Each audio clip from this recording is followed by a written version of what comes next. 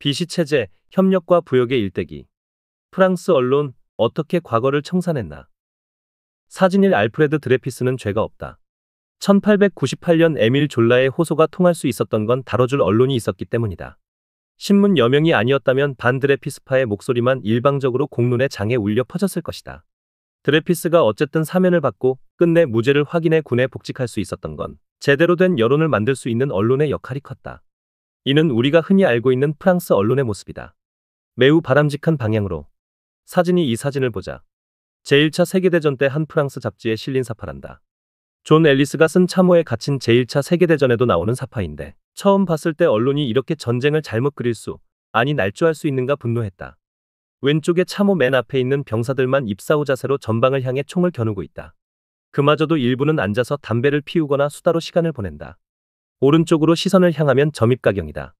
당구를 치거나 펜싱을 하거나 심지어 나무로 된 욕조에 물을 받아 목욕까지 한다. 사실일까? 전혀 아니다. 이게 거짓이라는 건 제1차 세계대전이란 말로 인터넷에 검색하면 5초도 지나지 않아 알 수 있다. 정말로 이랬다면 왜 참전 용사들이 포탄 충격과 전염병, 쥐떼 그리고 참호족에 시달렸겠는가? 적잖이 당혹스럽다. 우리가 알고 있는 프랑스 언론, 특히 신문의 모습은 민주주의 사회의 필수 덕목인 자유로운 언론의 위상을 지키며 자율성을 확보한 명실상부한 정론지다.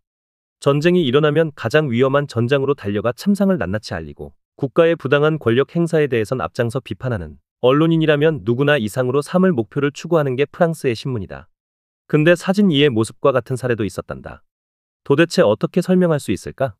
그렇다면 사진 1은 무엇일까? 어느 쪽이 프랑스 언론의 진짜 모습일까? 둘 다 정답이다. 둘 다 정답이었다. 좀 더 정확히 말해 사진 2와 같은 보도나 태도를 점차 줄여 사진 1을 목표로 삼고 지금도 노력하는 게 오늘날 프랑스 언론의 진정한 얼굴이라 본다. 언론은 사회의 거울이다. 프랑스 언론 역시 프랑스인들이 추구하는 가치나 목표, 이상에 따라 그 모습을 바꾸거나 없앴다. 가톨릭이나 군, 관료, 기타 엘리트 혹은 극우 운동가의 주장을 일방적으로 담아 사회를 흐리기도 한 언론.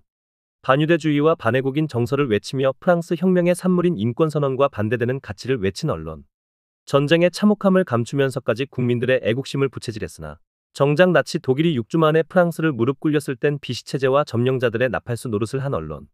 이 모두가 프랑스 언론의 부끄러운 자화상이었다. 하지만 프랑스인들은 여기서 멈추거나 좌절하지 않았다.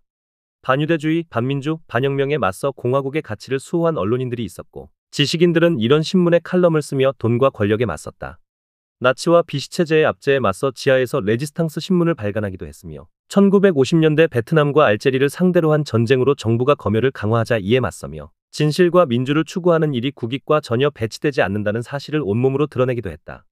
오늘날 우리가 알고 있는 프랑스 언론의 바람직한 모습은 언론에 특히 엄격했던 과거사 청산과 지식인, 그리고 언론인과 출판인들의 투쟁으로 얻어낸 자랑스러운 성취에 가깝다. 이번 글부터 몇 차례에 걸쳐 제2제정 붕괴 이후 제3공화국, 제1차 세계대전과 전간기, 또 독일 강점기와 비시체제와 그 청산에 걸쳐 프랑스 언론 안에 있던 부끄러운 모습과 이를 극복하기 위한 노력 모두를 보여주려고 한다. 물론 당시 모든 언론이 그랬다거나 하는 건 아니다. 식민주의에 맞선 언론도 있었고 반유대주의를 비판하며 이성에 호소한 지식인과 작가들도 많았다. 그들의 이야기는 따로 다룰 것이다. 그리하여 부정적 모습을 딛고 바람직한 언론이 무엇인가를 끊임없이 고민한 프랑스 사회의 힘을 이야기하고자 한다. 그 어느 때보다 우리 사회의 언론의 바람직한 역할에 대해 많은 말이 오가고 있다. 언론에 문제가 있다고 생각한다면 더 많이 언론을 보고, 읽고, 생각하며 대안을 모색해야 한다. 외면으론 아무것도 해결되지 않는다. 그리하여 체제나 사회, 돈과 권력이 휘두르는 칼에도 언론의 길을 모색한 프랑스의 역사는 우리에게도 큰 울림을 주리라 믿는다. 신문, 잡지를 비롯한 대중매체의 발전엔 자본주의의 급속한 성장이 반드시 필요한 토양이다. 프랑스엔 제2제정 시기가 그랬다. 영국과 함께 산업혁명의 대표주자로 유럽에서 가장 강력한 육군을 거느리고 있다는 자부심은 프랑스의 소중한 자산이었다. 이를 송두리째 뒤흔든 나라는 프로이센이었다. 통일을 향해 나아가는 프로이센을 두고 볼 수 없었던 프랑스는 1870년 전쟁에 나섰다. 하지만 놀랍게도 처참히 패배한다. 나폴레옹 3세는 프로이센군의 포로로 잡혔고 제2제정은 무너졌다. 포위를 견디지 못한 파리는 굴복했다. 프랑스인들은 조국의 화려함을 상징하는 베르사유 궁전에서 프로이센이 주도한 독일 제국이 선포되는 걸 지켜봐야 했다.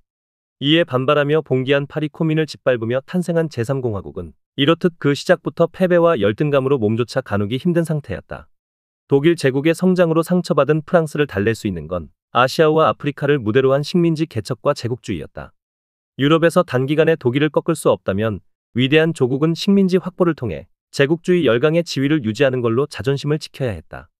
더욱이 비스마르크가 실각하기 전까지 프랑스는 외교적으로 완전히 고립된 상태이기도 했다. 적지 않은 신문들이 이런 정부의 움직임 또는 필요에 호응했다. 언론은 강대국으로서의 프랑스가 식민지를 얻는 모습을 대대적으로 보도해 시민들에게 자랑스러운 조국의 행보를 알리는 역할을 수행했다. 여기엔 제국주의 시기 열강들에게 공통적으로 나타나는 문명대 야만의 도식 또한 활용됐다. 식민지라는 아픈 역사를 겪은 우리가 더 비판해야 할 지점이다.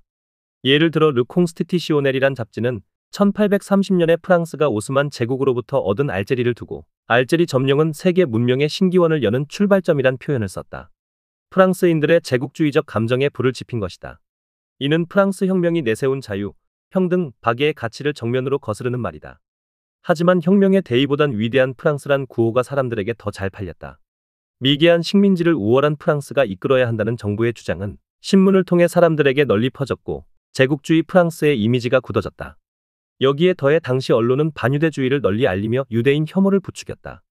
드레피스 사건 초기 진실을 외면해선 안 된다는 주장이 힘을 받지 못했던 건 유대인이 죄를 저지른 게 본질이다. 그를 단죄하는 게 무엇이 문제냐라고 말하며 여론을 움직인 친가톨릭, 친군부 언론들의 역할이 컸다.